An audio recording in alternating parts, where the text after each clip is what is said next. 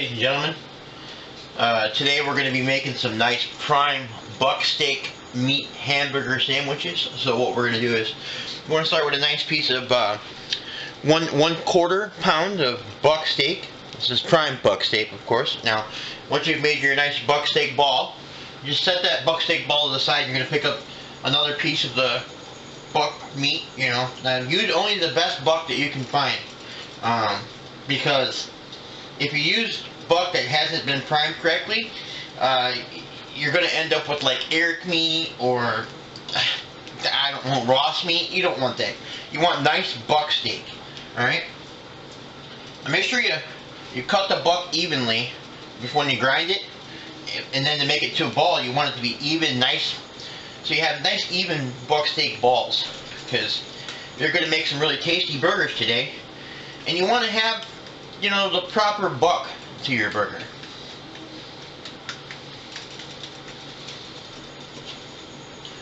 Oh, ladies and gentlemen, this is going to be the best buck burger ever.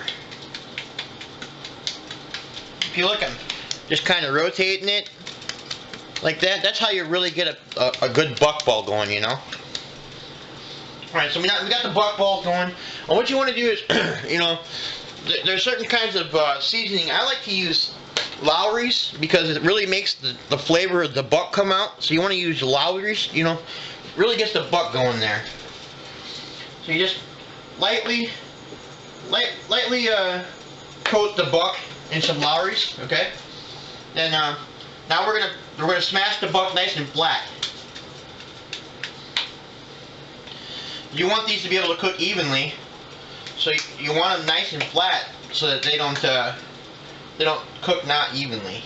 And then you want nice quality restaurant style meat. So what you do is after you flattened it out real flat like that, then you're going to take and you're going to round it out. Just put it in your pre-warmed buck cooker. Good to go.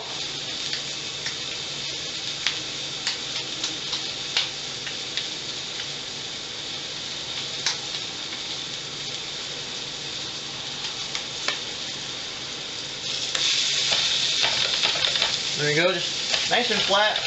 Get it in your buck cooker as quick as you can. You want them all to be the same consistency when they're done. So, get them in that buck cooker as quick as possible.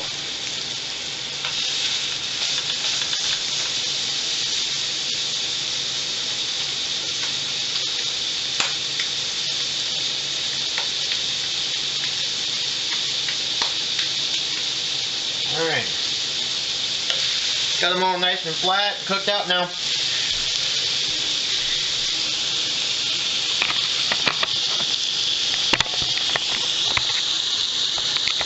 That's what your buck meat's gonna look like when you're cooking it. And oh, it's delicious. So now that you got it in the pan, you need to add a little more buck seasoning. Just a little, not a lot. You don't want to overdo it. You don't want to get rid of the flavor of buck.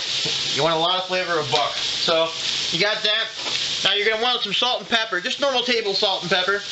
Just a nice sprinkling. You don't want to get rid of the flavor of buck, like I was saying. All right. Now obviously you're going to want to clean your hands after getting all that buck all over it. Sometimes buck can be full of shit, so you gotta get your hands all clean, otherwise you might get sick. I like to use Dawn's dish soap to clean the buck off my hands.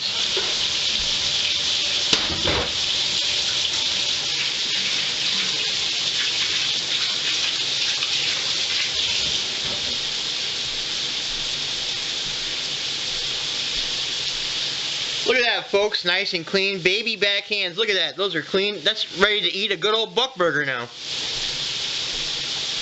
Now while we're waiting for our meat to brown up nice, what we'll do is we'll take our pan and we'll get some of those juices and stuff that are left over, just dump it on the bucket. It won't hurt to have more buck on it, you know. Then you clean your dishes up.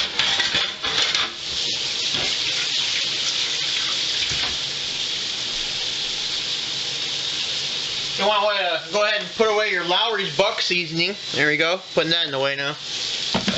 Now, the other thing you want to watch out for is you don't want to cook the buck too fast. So what you like to do is you want to keep the temperature on your buck stove to about half the temperature of what you'd could cook a buck too.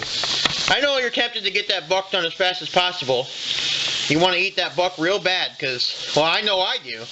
When I'm eating a buck steak, I just want to get to it as quick as possible. And the cooking does take some time, but to really appreciate buck meat, you don't want to eat it raw. I have done it. I have been so hungry I've eaten raw buck steak. But you really want to cook your buck real good.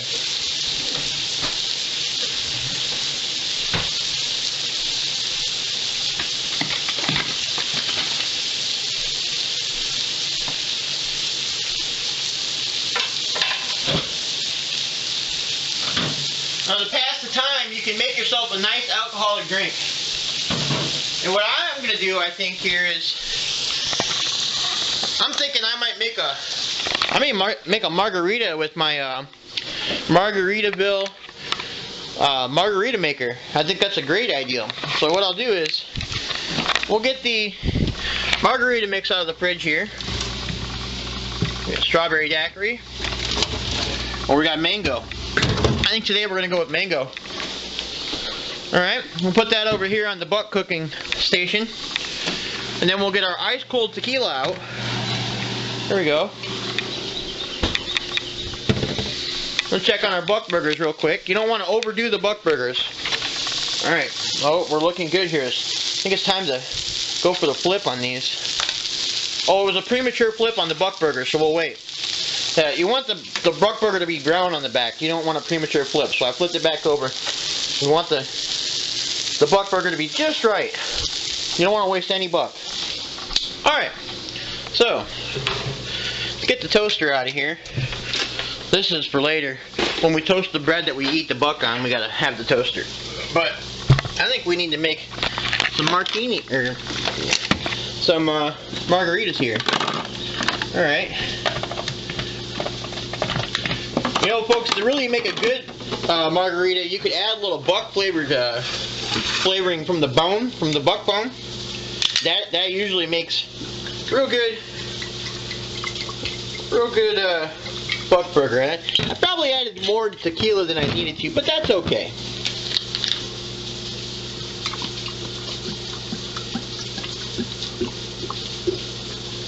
It's okay to have a little bit of strong.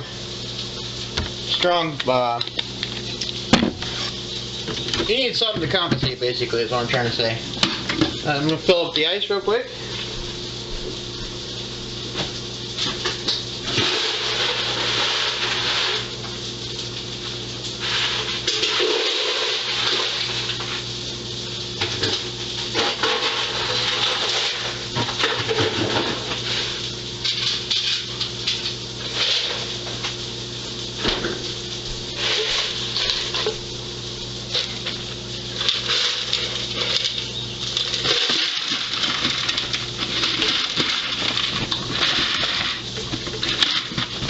Alright, got our ice on there. And we got shave and blend only, and then we have blend and shave. I'm going to put it on 3.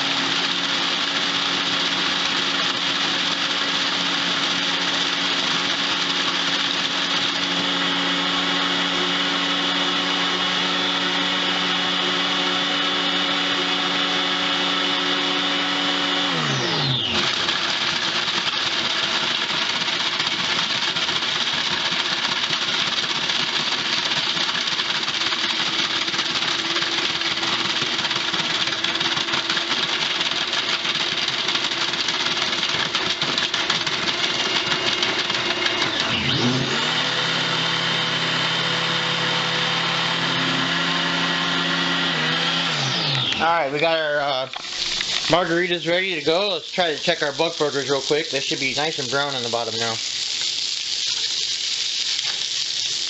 Oh, we're good now. Look at that. Beautiful. Beautiful brown to those buck burgers. Oh, getting steamy. Hold on, folks. I'm sorry about that. Getting steamy here. Let me clean that off.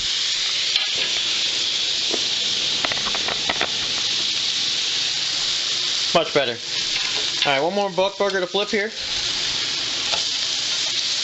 Alright. We got our buck cooking. We're on the last side of it here. Okay, now folks, here comes the parts that, this is what really makes a buck burger here.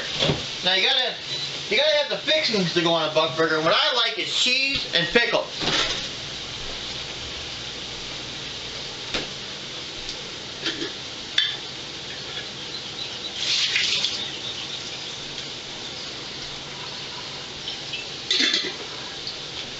Alright, so we got our pickle here. Cut that up.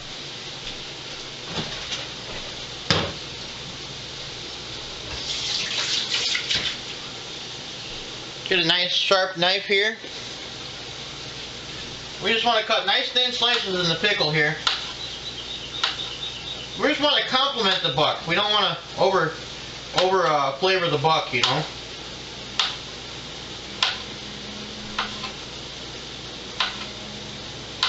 And some of you might think,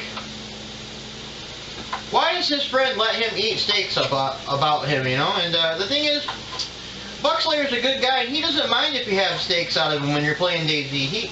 He actually prefers that you survive and go on with a nice big old chunk of buck, you know? He wouldn't want you to starve to death. This is the best part, the bottom of the pickle. A lot of people don't like it. I love it. Alright.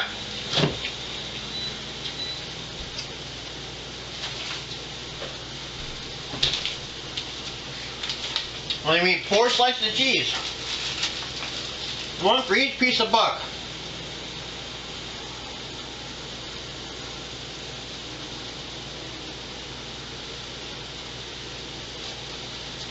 There we go, perfect. 4 slices of buck cheese.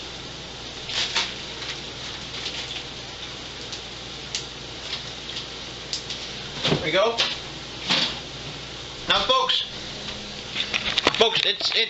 it's almost lunchtime, but I can't really wait till lunch. I gotta eat now. So I thought, what better way to eat than to have a nice bunch of buck steak to really get the day going, you know?